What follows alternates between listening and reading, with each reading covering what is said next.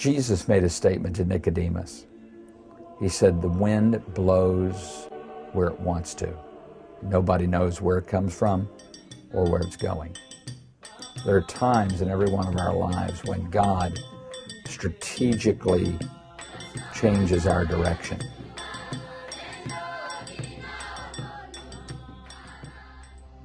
You know, what we've done the last 10 years has been to focus on training and equipping leaders. But something happened in our most recent conference in Africa that caused us to know that we needed to give priority to reaching the Maasai people. The Maasai are the original Kenyans, and over centuries they were pushed off their land. They are a broken people, they are a marginalized people, they are an oppressed people. They had to walk 50 miles, which took a couple of days just to get to a bus stop. Then they were 36 hours on a bus to come to the conference. And as I looked at the Maasai, the Spirit of the Lord spoke to me and said, there shall be springs in the desert and water in dry places. I did not know that Maasailand is a semi-arid area. I did not know that they had been suffering drought for years. The entire place began to weep. And there was a passion, there was a resonance in that group. And last week, more than 12,000 Maasai gathered when the leading elder, what they would call the elder of the elders, came forward. He was leaning on his stick and he confessed Jesus Christ as his Savior. Tears ran down his cheek. He was weeping like a child. And that old man took his stick and he held it above his head. And he said, I am calling upon the elders of the Maasai people to join me. We have served Satan. Now we must serve Jesus Christ. 15 or 20 of those leading elders came forward.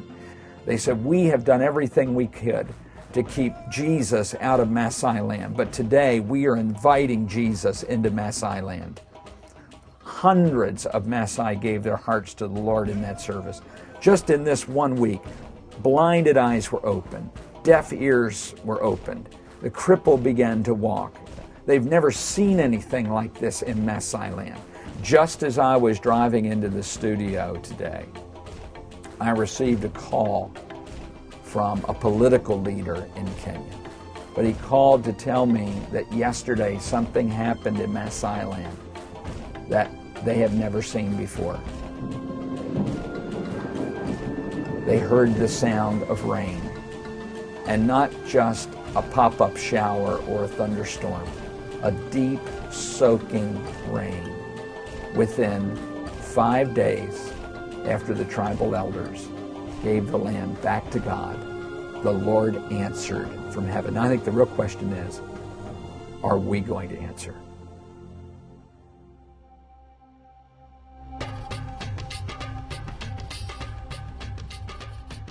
In the next several years, we are going to have to plant hundreds of churches in Maasailand to take advantage of this door of opportunity that God has opened to us.